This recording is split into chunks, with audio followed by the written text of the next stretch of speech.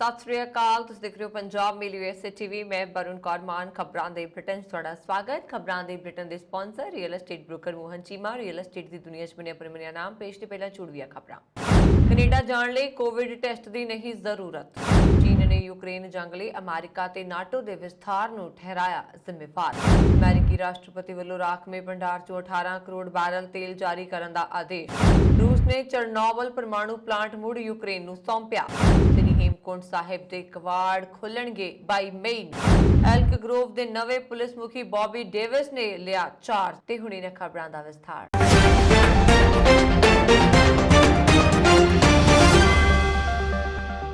Corona virus महामारी के 2 साल तो वध समय तो बाद कनेडा के ਵੱਖ-ਵੱਖ इलाकों चों अजे भी नवे केस मिलन ਅਤੇ मौतां होण ਦੀਆਂ खबरां भावें आ रही ने, पर इस दौरान सेहत के माहिरां नूं भरोसा है कि हुण मौजूदा दवाइयां ਅਤੇ वैक्सीन की मदद नाल इस लाग का मुकाबला किया जा सकता है ਅਤੇ तालाबंदी ਜਾਂ ਹੋਰ ਵੱਡੇ ਪੱਧਰ ਦੀਆਂ ਪਾਬੰਦੀਆਂ ਦੀ ਲੋੜ नहीं ਪਏਗੀ। इस तहत कनेडा सरकार ने विदेशों तो कनेडा जाने वाले लोगों ਲਈ कोरोना वायरस का टेस्ट करवाने की शरत खत्म कर दी है, जो बीते कल तो लागू है। टेस्ट करवाए बिना जहाज में बैठ के कनेडा पहुंचने की खुल उन्होंने लोगों को मिल सकती है जिन्होंने उड़ान तो 14 दिन पहला तक मंजूर शुदा वैक्सीन के दोवें टीके लगवाए होंगे। अमेरिका ते यूक्रेन विच जंग भड़काउण दा दोष लाउंदे होए चीन ने कहा कि सोवियत संघ दे भंग होण बाद नाटो नूं खत्म कर दिता जाना चाहिदा सी। चीन दे विदेश मंत्रालय के बुलारे चाओ लिजान ने शुक्रवार नूं इत्थे रोजाना ब्रीफिंग दौरान पत्रकारां नूं कहा कि यूक्रेन संकट के दोषी ਅਤੇ मुख साजिशकर्ता अमरीका ने 1999 तो बाद पिछले 2 दहाकिਆਂ ਵਿੱਚ पूरब ਵੱਲ विस्तार के 5 दौर ਵਿੱਚ नाटो की अगवाई की। उन्होंने कहा कि नाटो के मैंबर की गिणती 16 तो वध के 30 हो गई है ਅਤੇ ਉਹ 1000 किलोमीटर तो भी अगे ਵਧਦੇ ਹੋਏ किते ना किते रूसी सरहद नेड़े पहुंच गए ਤੇ ਇੱਕ कदम चुकते हुए रूस ਨੂੰ ਧੱਕਾ ਦਿੱਤਾ ਗਿਆ। ਚਾਓ ਦਾ ਬਿਆਨ ਅਜਿਹੇ ਸਮੇਂ 'ਚ ਆਇਆ ਜਦ ਚੀਨ ਅਤੇ ਯੂਰੋਪੀਅਨ ਯੂਨੀਅਨ ਦੇ ਨੇਤਾ ਇੱਕ ਸੰਮੇਲਨ ਲਈ ਡਿਜੀਟਲ ਤਰੀਕੇ ਨਾਲ ਬੈਠਕ ਕਰ ਰਹੇ ਹਨ। ਇਸ ਸੰਮੇਲਨ ਵਿੱਚ ਯੂਕਰੇਨ ਦਾ ਮੁੱਦਾ ਹਾਈ ਹੋਣ ਦੀ ਸੰਭਾਵਨਾ ਹੈ। ਯੂਰੋਪੀਅਨ ਯੂਨੀਅਨ ਦੇ ਅਧਿਕਾਰੀਆਂ ਦਾ ਕਹਿਣਾ ਹੈ ਕਿ ਉਹ ਚੀਨ ਤੋਂ ਇਸ ਵਾਅਦੇ ਦੀ ਉਮੀਦ ਕਰ ਰਹੇ ਨੇ ਕਿ ਉਹ ਪਾਬੰਦੀਆਂ ਨੂੰ ਕਮਜ਼ੋਰ ਨਹੀਂ ਕਰੇਗਾ ਤੇ ਲੜਾਈ ਨੂੰ ਰੋਕਣ ਦੀਆਂ ਕੋਸ਼ਿਸ਼ਾਂ ਵਿੱਚ ਸਹਾਇਤਾ ਕਰੇਗਾ। ਅਮਰੀਕੀ ਰਾਸ਼ਟਰਪਤੀ ਜੋ ਬਾਈਡਨ ਨੇ रूस ਤੇ ਯੂਕਰੇਨ ਉੱਪਰ ਹਮਲੇ ਉਪਰੰਤ ਵਧ ਰਹੀਆਂ ਕੀਮਤਾਂ ਨੂੰ ਠੱਲ ਪਾਉਣ ਲਈ ਦੇਸ਼ ਦੀ ਹੰਗਾਮੀ ਸਥਿਤੀ ਲਈ ਰਾਖਵੇਂ ਭੰਡਾਰ ਚੋਂ ਅਗਲੇ 6 ਮਹੀਨਿਆਂ ਦੌਰਾਨ 18 ਕਰੋੜ ਬੈਰਲ ਤੇਲ ਜਾਰੀ ਕਰਨ ਦਾ ਆਦੇਸ਼ ਦਿੱਤਾ ਹੈ।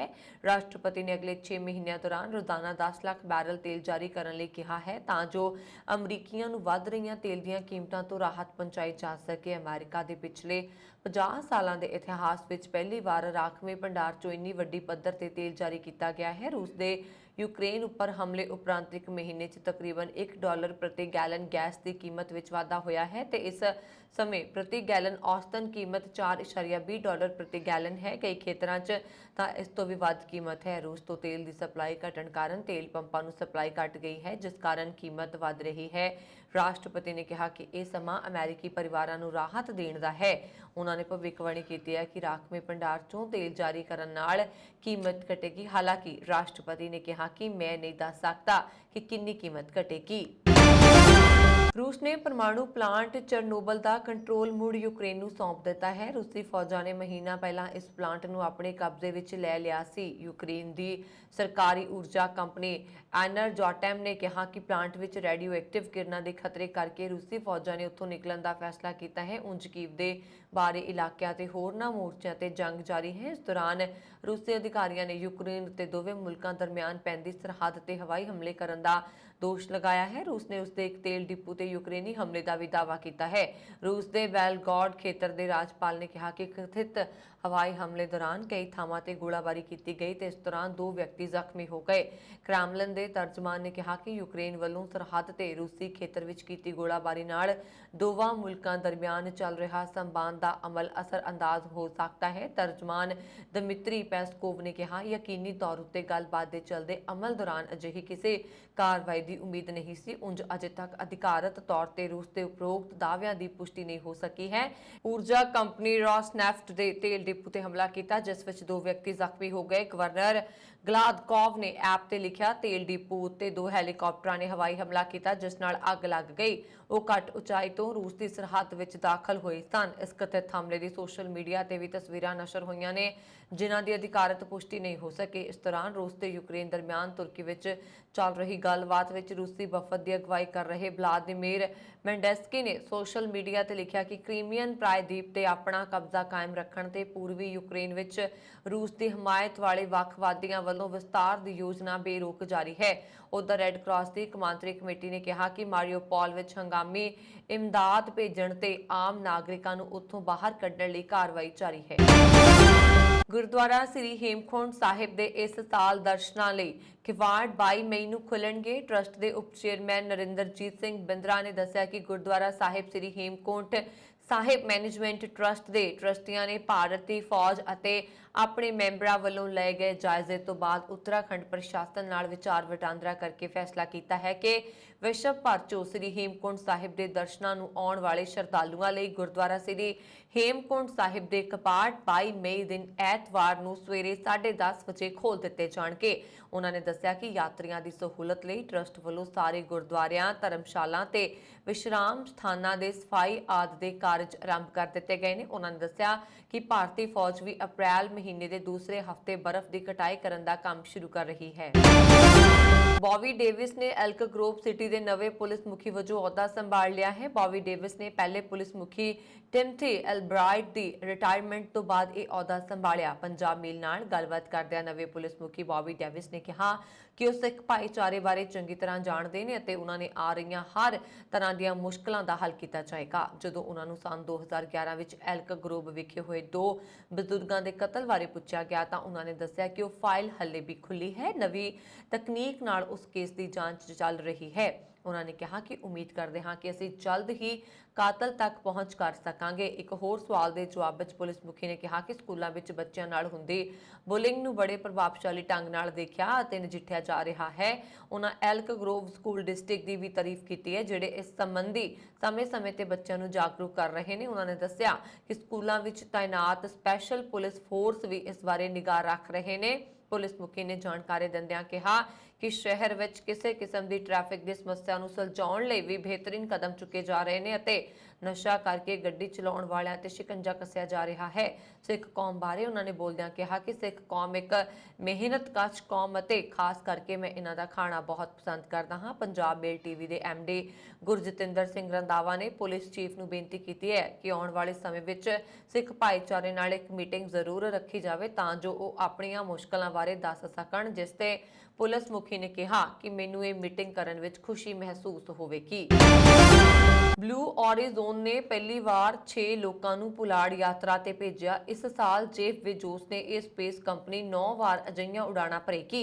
ਜਿਹੜੇ 6 ਲੋਕਾਂ ਨੇ ਵੀਰਵਾਰ ਮਤਲਬ 31 ਮਾਰਚ 2022 ਨੂੰ ਪੁਲਾੜ ਦੀ ਯਾਤਰਾ ਕੀਤੀ ਹੈ, ਉਹਨਾਂ ਵਿੱਚੋਂ 5 ਨੇ ਬਲੂ ਔਰਿਜਨ ਕੰਪਨੀ ਨੂੰ ਕਿੰਨੀ ਰਾਸ਼ੀ ਦਿੱਤੀ ਹੈ ਇਸ ਦਾ ਖੁਲਾਸਾ ਨਹੀਂ ਕੀਤਾ ਗਿਆ ਹੈ। ਇਹਨਾਂ ਸਾਰੇ 6 ਲੋਕਾਂ ਨੇ ਧਰਤੀ ਤੋਂ 100 ਕਿਲੋਮੀਟਰ ਉੱਪਰ ਕਾਰਮਾਨ ਲਾਈਨ ਤੱਕ ਦੀ ਯਾਤਰਾ ਕੀਤੀ। 6 ਲੋਕਾਂ ਵਿੱਚ ਨਿਊ ਸ਼ੈਫਰਡ ਦੇ architect Gary Lord, tourist Marty Allen, ਪਤੀ ਪਤਨੀ ਸ਼ੈਰੋਨ ਅਤੇ ਮਾਰਕ ਹੈਗਲ, ਜਿਮ ਕਿਚਨ ਅਤੇ ਡਾਕਟਰ ਜਾਰਜ ਨੀਲਡ ਸ਼ਾਮਲ ਨੇ। ਇਹਨਾਂ ਲੋਕਾਂ ਨੇ ਨਿਊ ਸ਼ੈਫਰਡ ਪੁਲਾੜ ਗੱਡੀ ਵਿੱਚ ਕੁੱਲ ਮਿਲਾ ਕੇ 10 ਮਿੰਟ ਤੋਂ ਥੋੜਾ ਜ਼ਿਆਦਾ ਸਮਾਂ ਦੀ ਯਾਤਰਾ ਕੀਤੀ, ਜਿਸ ਵਿੱਚ ਕਰੀਬ 3 ਮਿੰਟ ਇਹਨਾਂ ਨੇ ਜ਼ੀਰੋ ਗ੍ਰੈਵਿਟੀ ਮਤਲਬ ਭਾਰਹੀਣਤਾ ਮਹਿਸੂਸ ਕੀਤੀ ਹੈ। ਬਲੂ ਔਰਿਜ਼ੋਨ ਦੀ ਕੋਈ ਪਹਿਲੀ ਉਡਾਣ ਨਹੀਂ ਹੈ। 1 ਸਾਲ ਦੇ ਅੰਦਰ ਇਹ ਇਸ ਦੀ ਚੌਥੀ ਉਡਾਣ ਹੈ। ਕੈਨੇਡਾ ਦੇ ਬ੍ਰਿਟਿਸ਼ ਕੋਲੰਬੀਆ ਸੂਬੇ ਦੇ ਸ਼ਹਿਰ ਪ੍ਰਿੰਸ ਜਾਰਜ ਵਿਖੇ ਅਣਪਛਾਤੇ ਵਿਅਕਤੀਆਂ ਨੇ ਵੈਨਕੂਵਰ ਨਿਵਾਸੀ ਪੰਜਾਬੀ ਨੌਜਵਾਨ ਸਾਹਿਬ ਜੋਹਲ ਦੀ ਗੋਲੀਆਂ ਮਾਰ ਕੇ ਹੱਤਿਆ ਕਰ ਦਿੱਤੀ। ਉਹ 20 ਵਰ੍ਹਿਆਂ ਦਾ ਸੀ। ਰਾਇਲ ਕੈਨੇਡੀਅਨ ਮਾਊਂਟਡ ਪੁਲਿਸ ਦੀ ਬੁਲਾਰਨ ਕਾਰਪੋਰੇਲ ਜੈਨੀਫਰ ਕੂਪਰ ਨੇ ਦੱਸਿਆ ਕਿ ਪੁਲਿਸ ਨੂੰ ਸੂਚਨਾ ਮਿਲੀ ਸੀ ਕਿ ਪ੍ਰਿੰਸ ਜਾਰਜ ਦੇ 1800 ਬਲਾਕ ਤੇ ਸਪਰੂਸ ਸਟਰੀਟ ਨੇੜੇ ਗੋਲੀ ਚੱਲੀ ਹੈ। ਪੁਲਿਸ ਜਦੋਂ ਤੁਰੰਤ ਮੌਕੇ ਦੀ ਘਟਨਾ ਤੇ ਪਹੁੰਚੀ ਤਾਂ ਸਾਹਿਬ ਜੋਹਲ ਜ਼ਖਮੀ ਹਾਲਤ ਵਿੱਚ ਪਿਆ ਸੀ। ਉਸ ਨੂੰ ਤੁਰੰਤ ਹਸਪਤਾਲ ਪਹੁੰਚਾਇਆ ਗਿਆ, ਜਿੱਥੇ ਉਹ ਜ਼ਖਮੀ ਦੀ ਤਾਬ ਨਾਲ ਚੱਲਦਾ ਹੋਇਆ ਦਮ ਤੋੜ ਗਿਆ। ਪੁਲਿਸ ਸਾਹਿਬ ਜੋਹਲ ਨੂੰ ਪਹਿਲਾਂ ਤੋਂ ਹੀ ਜਾਣਦੀ ਸੀ ਤੇ ਇਹ ਬ੍ਰਿਟਿਸ਼ ਕੋਲੰਬੀਆ ਵਿੱਚ ਚੱਲ ਰਹੀ ਗਰੋਹਾਂ ਦੀ ਲੜਾਈ ਦਾ ਸਿੱਟਾ ਹੈ। ਪ੍ਰਿੰਸ ਜਾਰਜ ਵਿੱਚ ਇਸ ਸਾਲ ਦਾ ਇਹ ਤੀਸਰਾ ਕਤਲ ਹੈ। ਵਾਸ਼ਿੰਗਟਨ ਯੂਨੀਵਰਸਿਟੀ ਦੇ ਹਸਕੀ ਸਟੇਡੀਅਮ ਵਿੱਚ 5 ਕਿਲੋਮੀਟਰ ਦੌੜ ਵਿੱਚ ਬੱਚਿਆਂ ਤੋਂ ਬਜ਼ੁਰਗਾਂ ਤੱਕ ਅਮਰੀਕਾ ਭਰ ਤੋਂ 50,000 ਦੌੜਾਕਾਂ ਚੋਂ ਇੱਕੋ ਇੱਕ ਦਸਤਾਰਧਾਰੀ ਸਿੱਖ ਸਤਪਾਲ ਸਿੰਘ ਪੂਰੇਵਾਲ ਨੇ 32 ਮਿੰਟ 67 ਸੈਕਿੰਡ ਵਿੱਚ ਦੌੜ ਖਤਮ ਕਰਕੇ ਸਿੱਖ ਕੌਮ ਦਾ ਨਾਮ ਰੌਸ਼ਨ ਕੀਤਾ। ਸਿਆਟਲ ਦੇ ਪੰਜਾਬੀ ਭਾਈਚਾਰੇ ਨੇ ਸਤਪਾਲ ਸਿੰਘ ਪੂਰੇਵਾਲ ਨੂੰ ਵਧਾਈਆਂ ਦਿੱਤੀਆਂ ਤੇ ਖੁਸ਼ੀ ਦਾ ਪ੍ਰਗਟਾਵਾ ਕੀਤਾ। ਸਤਪਾਲ ਸਿੰਘ ਪੂਰੇਵਾਲ ਨੇ ਦੱਸਿਆ ਕਿ 5 ਕਿਲੋਮੀਟਰ ਦੌੜ ਚੈਰੀ ਰੌ ਬਲੂਸਮ ਹਨ, ਲੋਕ ਭਲਾਈ ਕਾਰਜ ਤੇ ਸਿਹਤਮੰਦ ਰੱਖਣ ਦੇ ਮੰਤਵ ਲਈ ਕਰਵਾਈ ਗਈ ਹੈ। ਅਮਰੀਕੀ ਰਾਸ਼ਟਰਪਤੀ ਜੋ ਬਾਈਡਨ ਦੇ ਸਿਖਰ ਸਲਾਹਕਾਰ ਦਲੀਪ ਸਿੰਘ ਨੇ ਆਪਣੇ ਭਾਰਤੀ ਹਮਰੁਤਬਾ ਨਾਲ ਰਚਨਾਤਮਕ ਗੱਲਬਾਤ ਕੀਤੀ ਹੈ। ਵਾਈਟ ਹਾਊਸ ਨੇ ਲੰਘੇ ਦਿਨੇ ਜਾਣਕਾਰੀ ਦਿੱਤੀ ਹੈ। ਦਲੀਪ ਸਿੰਘ ਯੂਕਰੇਨ ਤੇ ਹਮਲੇ ਦੇ ਵਿਰੋਧ ਵਿੱਚ ਰੂਸ ਤੇ ਸਜ਼ਾਯੋਗ ਪਾਬੰਦੀਆਂ ਲਗਾਉਣ ਦੇ ਬਾਈਡਨ ਪ੍ਰਸ਼ਾਸਨ ਦੀਆਂ ਕੋਸ਼ਿਸ਼ਾਂ ਦੀ ਅਗਵਾਈ ਕਰ ਰਹੇ ਨੇ। ਉਹ ਯੂਕਰੇਨ ਦੇ ਖਿਲਾਫ ਰੂਸ ਦੇ ਅਣਉਚਿਤ ਯੁੱਧ ਦੇ ਨਤੀਜਿਆਂ ਅਤੇ ਇੰਡੋ ਪੈਸੀਫਿਕ ਇਕਨੋਮਿਕ ਫਰੇਮਵਰਕ ਦੇ ਸੰਬੰਧ ਵਿੱਚ ਗਹਿਰੀ ਚਰਚਾ ਕਰਨ ਲਈ 30 ਅਤੇ 31 ਮਾਰਚ ਨੂੰ ਭਾਰਤ ਯਾਤਰਾ ਤੇ ਆਏ ਸੀ। ਵਾਈਟ ਹਾਊਸ ਦੀ ਪ੍ਰੈਸ ਸਕੱਤਰ ਕੇਟ ਵਿਡਿੰਗਫੀਲਡ ਨੇ ਪੱਤਰਕਾਰ ਸੰਮੇਲਨ ਦੌਰਾਨ ਕਿਹਾ ਕਿ ਅੰਤਰਰਾਸ਼ਟਰੀ ਅਰਥਸ਼ਾਸਤਰ ਨਾਲ ਜੁੜੇ ਮਾਮਲਿਆਂ 'ਚ ਉਪ ਰਾਸ਼ਟਰੀ ਸੁਰੱਖਿਆ ਸਲਾਹਕਾਰ ਦਲੀਪ ਸਿੰਘ ਨੇ ਆਪਣੇ ਹਮਰੁਤਬਾ ਦੇ ਨਾਲ ਸਾਰਥਕ ਗੱਲਬਾਤ ਕੀਤੀ। ਮੈਨੂੰ ਪਤਾ ਸੀ ਕਿ ਇਹ ਗੱਲਬਾਤ ਰਚਨਾਤਮਕ ਸੀ। ਭਾਰਤ ਪਾਕਿਸਤਾਨ ਦੇ ਸਰਹੱਦੀ ਬਲਾਂ ਦੀ ਕਮਾਂਤਰੀ ਅਟਾਰੀ ਵਾਘਾ ਸਰਹੱਦ ਤੇ ਹੋਣ ਵਾਲੀ ਸਾਂਝੀ ਰੀਟਰੀਟ ਸੈਰਾਮਨੀ ਦਾ ਸਮਾਂ ਤਬਦੀਲ ਹੋ ਗਿਆ ਹੈ। ਇਹ ਸਮਾਂ ਗਰਮੀ ਦੇ ਮੌਸਮ ਕਾਰਨ ਸਰਹੱਦੀ ਸੁਰੱਖਿਆ ਬਲ ਅਤੇ ਪਾਕਿਸਤਾਨ ਸਤਲੁਜ ਰੇਂਜਰਸ ਦੇ ਉੱਚ ਅਧਿਕਾਰੀਆਂ ਦੀ ਗੱਲਬਾਤ ਤੇ ਹੋਏ ਸਮਝੌਤੇ ਤਹਿਤ ਕਰ ਦਿੱਤਾ ਜਾਂਦਾ ਹੈ। ਦੱਸਣਯੋਗ ਹੈ ਕਿ ਪਹਿਲਾਂ ਸਰਦੀਆਂ ਦੇ ਮੌਸਮ ਵਿੱਚ ਰੀਟਰੀਟ ਸੈਰਾਮਨੀ ਦਾ ਸਮਾਂ 5 ਤੋਂ 5:30 ਵਜੇ ਦਾ ਸੀ, ਜੋ ਗਰਮੀਆਂ ਦੇ ਮੌਸਮ ਵਿੱਚ 5:30 ਤੋਂ ਸ਼ਾਮ 6 ਵਜੇ ਤੱਕ ਕਰ ਦਿੱਤਾ ਗਿਆ ਹੈ। 1 ਅਪ੍ਰੈਲ ਨੂੰ ਦੋਹਾਂ ਦੇਸ਼ਾਂ ਦੀਆਂ ਸਰਹੱਦੀ ਫੌਜਾਂ ਦੀ ਝੰਡੇ ਦੀ ਰਸਮ ਨਵੇਂ ਸਮੇਂ ਅਨੁਸਾਰ ਹੋਈ ਹੈ।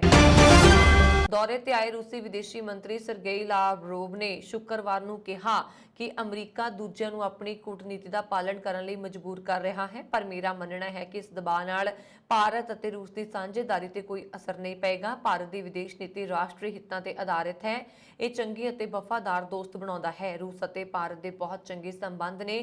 ਭਾਰਤ ਸਾਡੇ ਤੋਂ ਜੋ ਵੀ ਖਰੀਦਣਾ ਚਾਹੁੰਦਾ ਹੈ ਅਸੀਂ ਸਪਲਾਈ ਕਰਨ ਲਈ ਤਿਆਰ ਹਾਂ। ਅਜਿਹੇ ਸਮੇਂ 'ਚ ਜਦੋਂ ਦੁਨੀਆ ਭਰ ਵਿੱਚ ਤੇਲ ਦੀਆਂ ਕੀਮਤਾਂ ਨੇ ਦੇਸ਼ਾਂ ਨੂੰ ਬੁਰੀ ਤਰ੍ਹਾਂ ਪ੍ਰਭਾਵਿਤ ਕੀਤਾ ਹੈ, ਰੂਸ ਦੇ ਵਿਦੇਸ਼ ਮੰਤਰੀ ਦਾ ਇਹ ਐਲਾਨ ਬਹੁਤ ਮਹੱਤਵਪੂਰਨ ਹੈ। ਰੂਸ ਦੇ ਵਿਦੇਸ਼ ਮੰਤਰੀ ਨੇ ਅਸਿੱਧੇ ਤੌਰ ਤੇ ਅਮਰੀਕਾ ਤੇ ਪਲਟਵਾਰ ਕਰਦੇ ਹੋਏ ਕਿਹਾ ਕਿ ਭਾਰਤ ਨੂੰ ਅਜਿਹੇ ਸਿਸਟਮ ਤੇ ਵਿਸ਼ਵਾਸ ਨਹੀਂ ਕਰਨਾ ਚਾਹੀਦਾ ਜਿਸ ਦੇ ਨੇਤਾ ਰਾਤੋਂ ਰਾਤ ਤੁਹਾਡਾ ਪੈਸਾ ਚੋਰੀ ਕਰ ਲੈਂਦੇ ਨੇ। ਮਾਸਕੋ ਤੇ ਕੀਵ ਵਿਚਾਲੇ ਭਾਰਤ ਦੇ ਵਿਚੋਲੇ ਬਣਨ ਦੀ ਸੰਭਾਵਨਾ ਤੇ ਰੂਸੀ ਵਿਦੇਸ਼ ਮੰਤਰੀ ਨੇ ਕਿਹਾ ਕਿ ਭਾਰਤ ਇੱਕ ਮਹੱਤਵਪੂਰਨ ਦੇਸ਼ ਹੈ, ਉਹ ਅਜਿਹਾ ਕਰ ਸਕਦਾ ਹੈ।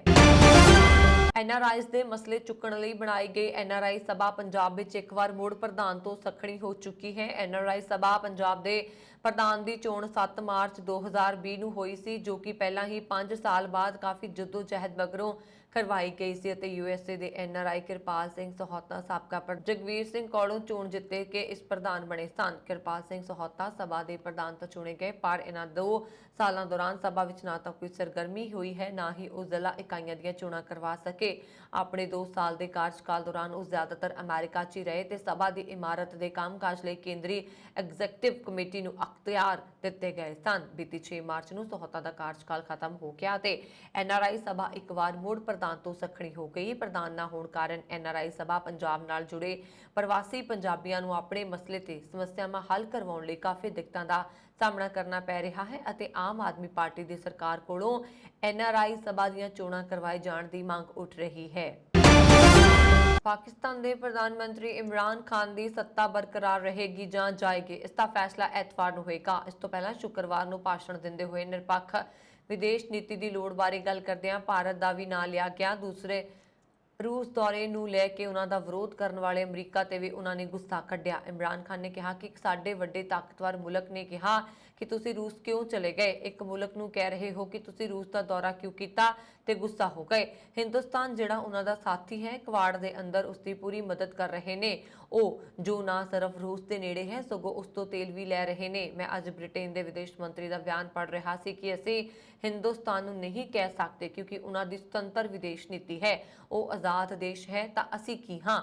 ਪੀਐਮ ਇਮਰਾਨ ਖਾਨ ਨੇ ਕਿਹਾ ਕਿ ਸੁਤੰਤਰ ਵਿਦੇਸ਼ ਨੀਤੀ ਕਿਉਂ ਜ਼ਰੂਰੀ ਹੈ। ਸਾਡੀ ਵਿਦੇਸ਼ ਨੀਤੀ ਸੁਤੰਤਰ ਰਹੀ ਹੀ ਨਹੀਂ, ਸ਼ੁਰੂ ਵਿੱਚ ਸਹੀ ਜਦੋਂ ਪਾਕਿਸਤਾਨ ਬਣਿਆ ਤਾਂ ਦਿਵਾਲੀਆ ਸੀ, ਸ਼ਰਨਾਰਥੀ ਸਣੇ ਕਈ ਸਮੱਸਿਆਵਾਂ ਸਨ, ਪਰ ਇਸ ਨਾਲ ਜੋ ਨਿਰਭਰਤਾ ਵਧੀ ਉਸ ਨਾਲ ਪਾਕਿਸਤਾਨ ਨੂੰ ਸਭ ਤੋਂ ਵੱਡਾ ਨੁਕਸਾਨ ਹੋਇਆ। ਸਾਰੇ ਏਸ਼ੀਆ ਵਿੱਚ 1960 ਦੇ ਦਹਾਕੇ ਵਿੱਚ ਪਾਕਿਸਤਾਨ ਦੀ ਡਿਵੈਲਪਮੈਂਟ ਮਾਡਲ ਵਜੋਂ ਮਿਸਾਲ ਦਿੱਤੀ ਜਾਂਦੀ ਹੈ, ਪਰ ਉਹ ਆਪਣੀ ਸਮਰੱਥਾ ਨੂੰ ਹਾਸਲ ਨਹੀਂ ਕਰ ਸਕਿਆ। ਦੱਸਦੇ ਕਿ ਇਮਰਾਨ ਖਾਨ 24 ਫਰਵਰੀ ਨੂੰ ਰੂਸੀ ਰਾਸ਼ਟਰਪਤੀ ਵਲਾਦੀਮੀਰ ਪੁਤਿਨ ਨੂੰ ਮਿਲਣ ਮਾਸਕੋ ਗਏ ਸੀ। ਇਸੇ ਦਿਨ ਪੁਤਿਨ ਨੇ ਯੂਕਰੇਨ ਖਿਲਾਫ ਹਮਲੇ ਦੀ ਸ਼ੁਰੂਆਤ ਕੀਤੀ ਸੀ, ਜਿਸ ਨੂੰ ਉਹ ਇੱਕ ਵਿਸ਼ੇਸ਼ ਫੌਜੀ ਮੁਹਿੰਮ ਕਹਿੰਦੇ ਨੇ। ਰੂਸ ਦਾ ਯੂਕਰੇਨ ਤੇ ਇਹ ਹਮਲਾ ਅਜੇ ਵੀ ਜਾਰੀ ਹੈ ਤੇ ਸੰਕਟ ਦੀ ਸਥਿਤੀ ਬਣੀ ਹੋਈ ਹੈ। ਕੈਨੇਡਾ ਦੇ ਪ੍ਰਧਾਨ ਮੰਤਰੀ ਜਸਟਿਨ ਟਰੂਡੋ ਨੇ ਨਵੰਬਰ ਵਿੱਚ ਹੋਣ ਵਾਲੀ G20 ਬੈਠਕ ਤੋਂ ਰੂਸ ਨੂੰ ਬਾਹਰ ਰੱਖਣ ਦੀ ਮੰਗ ਕੀਤੀ ਹੈ। ਉਹਨਾਂ ਦਾ ਮੰਨਣਾ ਹੈ ਕਿ ਰੂਸ ਦੇ ਰਾਸ਼ਟਰਪਤੀ ਵਲਾਦੀਮੀਰ ਪੁਤਿਨ ਦਾ ਬੈਠਕ ਵਿੱਚ ਮੌਜੂਦ ਹੋਣਾ ਪਰੇਸ਼ਾਨੀਆਂ ਦਾ ਕਾਰਨ ਬਣ ਸਕਦਾ ਹੈ। ਇਸ ਦੌਰਾਨ ਉਹਨਾਂ ਨੇ ਰੂਸ ਦੇ ਅਰਥ ਵਿਵਸਥਾ ਨੂੰ ਵੀ ਨੁਕਸਾਨ ਪਹੁੰਚਾਉਣ ਦੇ ਦੋਸ਼ ਲਗਾਏ ਨੇ। ਕੈਨੇਡਾ ਨੇ 25 ਫਰਵਰੀ ਨੂੰ ਪੁਤਿਨ ਤੇ ਪਾਬੰਦੀਆਂ ਲਗਾਈਆਂ ਸਨ। ਵੀਰਵਾਰ ਨੂੰ ਇਹ ਕਹਿੰਦੇ ਹੋਏ ਟਰੂਡੋ ਆਪਣੇ ਸਹਿਯੋਗੀਆਂ ਨਾਲ ਸ਼ਾਮਲ ਹੋ ਗਏ ਕਿ ਉਹ ਰਾਸ਼ਟਰਪਤੀ ਵਲਾਦੀਮੀਰ ਪੁਤਿਨ ਨੂੰ 1 ਸਾਲ ਦੀ G20 ਬੈਠਕ ਵਿੱਚ ਸ਼ਾਮਲ ਹੁੰਦੇ ਨਹੀਂ ਦੇਖਣਾ ਚਾਹੁੰਦੇ। ਇਸ ਲਈ ਉਹਨਾਂ ਨੇ ਮਾਸਕੋ ਦੇ ਯੂਕਰੇਨ ਤੇ ਹਮਲੇ ਦਾ ਜਵਾਬ ਦਿੱਤਾ। ਟਰੂਡੋ ਨੇ ਕਿਹਾ ਕਿ ਉਹਨਾਂ ਨੇ ਇੰਡੋਨੇਸ਼ੀਆ ਦੇ ਰਾਸ਼ਟਰਪਤੀ ਜੋਕੋ ਵਿਡੋਡੋ ਨਾਲ ਆਪਣਾ ਵਿਚਾਰ ਸਾਂਝਾ ਕੀਤਾ, ਜੋ ਕਿ ਨਵੰਬਰ ਵਿੱਚ ਪ੍ਰਮੁੱਖ ਅਰਥਚਾਰੀਆਂ ਦੀ ਇੱਕ ਮੀਟਿੰਗ ਦੀ ਮੇਜ਼ਬਾਨੀ ਕਰ ਰਹੇ ਨੇ। ਉਹਨਾਂ ਮੁਤਾਬਕ ਪੁਤਿਨ ਦੀ ਮੌਜੂਦਗੀ ਸਾਡੇ ਲਈ ਅਸਧਾਰਨ ਤੌਰ ਤੇ ਮੁਸ਼ਕਲ ਤੇ G20 ਲਈ ਗੈਰ ਉਤਪਾਦਕ ਹੋਵੇਗੀ। ਰਾਜਧਾਨੀ ਓਟਾਵਾ ਵਿੱਚ ਪੱਤਰਕਾਰਾਂ ਨਾਲ ਗੱਲ ਕਰਦਿਆਂ ਟਰੂਡੋ ਨੇ ਕਿਹਾ ਕਿ ਵਲਾਦੀਮੀਰ ਪੁਤਿਨ ਨਾਲ ਮੇਜ਼ ਨੂੰ ਸਾਂਝਾ ਕਰਨਾ ਹਮੇਸ਼ਾ ਇੱਕ ਜਿਹਾ ਨਹੀਂ ਹੋਏਗਾ। ਇਹ ਮੰਨਣਾ ਕਿ ਸਭ ਕੁਝ ਠੀਕ ਹੈ, ਇਹ ਸਹੀ ਨਹੀਂ ਹੈ ਅਤੇ ਇਹ ਉਹਨਾਂ ਦੀ ਗਲਤੀ ਹੈ। ਪੋਪ ਫ੍ਰਾਂਸਿਸ ਨੇ ਕੈਨੇਡਾ ਦੇ ਰਿਹਾਇਸ਼ੀ ਸਕੂਲਾਂ ਵਿੱਚ ਆਦੀਵਾਸੀ ਲੋਕਾਂ ਨਾਲ ਹੋਏ ਨਿੰਦਣਯੋਗ ਦੁਰਵਿਵਹਾਰ ਲਈ ਮਾਫੀ ਮੰਗੀ ਹੈ। ਉਹਨਾਂ ਨੇ ਕਿਹਾ ਕਿ ਕੈਥੋਲਿਕ ਨੇਤਾਵਾਂ ਦੇ ਹੱਥੋਂ ਉਹਨਾਂ ਨੇ ਜੋ ਦੁੱਖ ਝੱਲਿਆ ਉਹ ਉਸ ਤੋਂ ਸ਼ਰਮਿੰਦਾ ਅਤੇ ਗੁੱਸੇ ਵਿੱਚ ਨੇ। ਪੌਪ ਨੇ ਮਾਫੀ ਮੰਗਦੇ ਹੋਏ ਮੈਟਿਸ, ਇਨੂਇਟ ਅਤੇ ਫਸਟ ਨੇਸ਼ਨ ਕਮਿਊਨਿਟੀਆਂ ਦੇ ਕਈ ਮੈਂਬਰਾਂ ਨਾਲ ਕੈਨੇਡਾ ਦੀ ਯਾਤਰਾ ਕਰਨ ਦਾ ਵਾਅਦਾ ਕੀਤਾ। ਇਹਨਾਂ ਭਾਈਚਾਰਿਆਂ ਨੇ ਪੌਪ ਤੋਂ ਮਾਫੀ ਮੰਗਣ ਅਤੇ ਕੈਥੋਲਿਕ ਚਰਚ ਦੇ ਹੋਏ ਨੁਕਸਾਨ ਲਈ ਮੁਆਵਜ਼ੇ ਦੀ ਮੰਗ ਕੀਤੀ ਸੀ। ਫ੍ਰਾਂਸਿਸ ਨੇ ਇਤਲਾਵੇ ਵਿੱਚ ਗੱਲ ਕੀਤੀ ਅਤੇ ਤੁਰੰਤ ਸਪਸ਼ਟ ਨਹੀਂ ਹੋਇਆ ਕਿ ਲੋਕ ਉਹਨਾਂ ਦੀ ਗੱਲ ਸਮਝ ਪਾਏ ਹਨ ਜਾਂ ਨਹੀਂ। ਹਾਲਾਂਕਿ ਉਹਨਾਂ ਦਾ ਭਾਸ਼ਣ ਖਤਮ ਹੋਣ ਤੋਂ ਬਾਅਦ ਲੋਕਾਂ ਨੇ ਖੜੇ ਹੋ ਕੇ ਤਾੜੀਆਂ। ਦੋਹਾ ਦੇ ਕਨਵੈਨਸ਼ਨ ਸੈਂਟਰ ਵਿੱਚ ਹੋਇਆ ਫੀਫਾ ਵਿਸ਼ਵ ਕੱਪ 2022 ਸਮਾਪਤੀ ਹੋ ਗਈ ਹੈ। ਗਰੁੱਪ A ਵਿੱਚ ਮੇਜ਼ਬਾਨ ਕਤਰ ਹੈ, ਜਦਕਿ ਵਿਸ਼ਵ ਕੱਪ ਜੇਤੂ ਸਪੇਨ ਅਤੇ ਜਰਮਨੀ ਦੀਆਂ ਟੀਮਾਂ ਗਰੁੱਪ E ਵਿੱਚ ਚੁਣੀ ਗਈ ਹੈ। ਮੌਜੂਦਾ ਚੈਂਪੀਅਨ ਫਰਾਂਸ ਗਰੁੱਪ D ਵਿੱਚ ਹੈ। 5 ਵਾਰ ਵਿਸ਼ਵ ਕੱਪ ਜਿੱਤਣ ਵਾਲੀ ਬ੍ਰਾਜ਼ੀਲ ਗਰੁੱਪ G ਵਿੱਚ ਹੈ, ਜਦਕਿ ਸੁਪਰਸਟਾਰ ਕ੍ਰਿਸਟੀਆਨੋ ਰੋਨਾਲਡੋ ਨੂੰ ਪੁਰਤਗਾਲ ਗਰੁੱਪ H ਵਿੱਚ ਹੈ। ਕਤਰ 'ਚ 2022 ਫੀਫਾ ਵਿਸ਼ਵ ਕੱਪ 2022 ਸ਼ੁਰੂ ਹੋਣ 'ਚ 6 ਮਹੀਨੇ ਤੋਂ ਜ਼ਿਆਦਾ ਸਮਾਂ ਹੋ ਗਿਆ ਹੈ ਅਤੇ ਟੂਰਨਾਮੈਂਟ ਦੀ ਮੇਜ਼ਬਾਨੀ ਕਰਨ ਵਾਲੇ 8 ਸਟੇਡੀਅਮ ਤਿਆਰ ਨੇ। 8 ਸਟੇਡੀਅਮਾਂ ਵਿੱਚੋਂ ਇੱਕ ਹੀ ਰਵਾਇਤੀ ਮੱਧ ਪੂਰਬੀ ਬਣੇ ਹੋਏ ਟੋਪੀ ਦੀ ਤਰ੍ਹਾਂ ਡਿਜ਼ਾਈਨ ਕੀਤਾ ਗਿਆ ਹੈ, ਜਦਕਿ ਦੂਜੇ ਨੂੰ ਸ਼ਿਪਿੰਗ ਕੰਟੇਨਰ ਨਾਲ ਬਣਾਇਆ ਗਿਆ ਹੈ। ਡਰਾ ਦੇ ਲਈ ਪੋਰਟਸ ਬਣੇ ਹਨ। ਉਮੇਸ਼ ਯਾਦਵ ਦੀ ਸ਼ਾਨਦਾਰ ਗੇਂਦਬਾਜ਼ੀ ਤੋਂ ਬਾਅਦ ਅੰਦਰਲੇ ਰਸਲ ਦੀ ਧਮਾਕੇਦਾਰ ਅਰਧ ਸੈਂਕੜੇ ਵਾਲੀ ਪਾਰੀ ਦੇ ਨਾਲ ਕੋਲਕਾਤਾ ਨਾਈਟ ਰਾਈਡਰਸ ਨੇ ਇੰਡੀਅਨ ਪ੍ਰੀਮੀਅਰ ਲੀਗ ਵਿੱਚ ਸ਼ੁੱਕਰਵਾਰ ਨੂੰ ਪੰਜਾਬ ਕਿੰਗਜ਼ ਨੂੰ 6 ਵਿਕਟਾਂ ਨਾਲ ਹਰਾ ਕੇ ਲਗਾਤਾਰ ਦੂਜੀ ਜਿੱਤ ਦਰਜ ਕੀਤੀ ਹੈ। ਪੰਜਾਬ ਕਿੰਗਜ਼ ਦੇ 138 ਦੌੜਾਂ ਦੇ ਟੀਚੇ ਦਾ ਪਿੱਛਾ ਕਰਦੇ ਹੋਏ ਕੋਲਕਾਤਾ ਨੇ ਰਸੇਲ ਦੀਆਂ 31 ਗੇਂਦਾਂ ਵਿੱਚ 8 ਛੱਕਿਆਂ ਅਤੇ 2 ਚੌਕਿਆਂ ਦੀ ਮਦਦ ਨਾਲ ਅਜੇਤੂ 70 ਦੌੜਾਂ ਦੀ ਪਾਰੀ ਅਤੇ ਸੈਮ ਬਲਿੰਗਸ ਦੇ ਨਾਲ ਉਸਦੀ 5ਵੀਂ ਵਿਕਟ ਦੀ 90 ਦੌੜਾਂ ਦੀ ਅਟੁੱਟ ਸਾਂਝੇਦਾਰੀ ਦੀ ਬਦੌਲਤ 14.3 ਓਵਰਾਂ ਵਿੱਚ 4 ਵਿਕਟਾਂ ਤੇ 141 ਦੌੜਾਂ ਬਣਾ ਕੇ ਆਸਾਨ ਜਿੱਤ ਹਾਸਲ ਕੀਤੀ। ਹੁਣ ਤੱਕ ਦੀਆਂ ਖਬਰਾਂ ਮੈਨੂੰ ਬਰਨ ਕੌਰ ਮਾਨੂ ਦੀ ਆਗਿਆ। ਹੋਰ ਖਬਰਾਂ ਦੇ ਲਈ ਸਾਡੇ YouTube ਚੈਨਲ ਪੰਜਾਬ ਮੇਲ USA TV ਜ਼ਰੂਰ ਸਬਸਕ੍ਰਾਈਬ ਕਰੋ। ਸਤਿ ਸ਼੍ਰੀ ਅਕਾਲ।